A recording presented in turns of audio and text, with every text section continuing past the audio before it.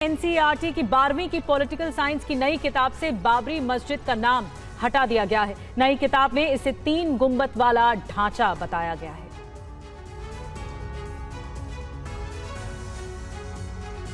NCERT ने अप्रैल में कहा था अयोध्या में हुए ताजा घटनाक्रम के आधार पर अयोध्या से संबंधित अध्याय में बदलाव किया गया है।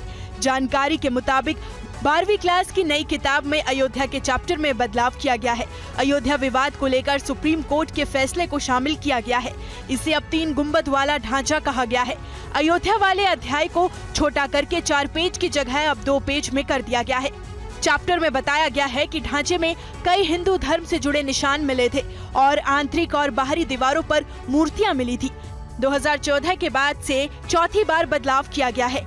मामले पर राम मंदिर के मुख्य पुजारी आचार्य सत्येंद्र दास का कहना है कि अगर किताबों में बदलाव नहीं होगा तो आगे इतिहास कैसे जाना जाएगा।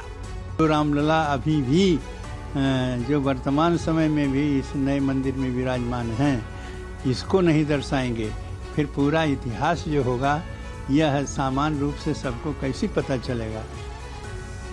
और इस बदलाव पर एनसीईआरटी डायरेक्टर का बयान भी सामने आया है। सबूत और तथ्य के आधार पर इस बदलाव को किया गया है। पाठ्यक्रम का भगवाकरण करने की कोई कोशिश नहीं है। अगर कुछ अप्रासंगिक हो तो बदलाव होगा, यह कहा गया है। और रजनीश इस वक्त हमारे साथ जुड़े हैं पूरी जानकारी के साथ। रजनीश, क्या बात है, एनसीईआरटी की तरफ से रखी जा रही है, आधार क्या सामने रखा जा रहा है, ये जो बदलाव 12वीं किताब में हो रहा है?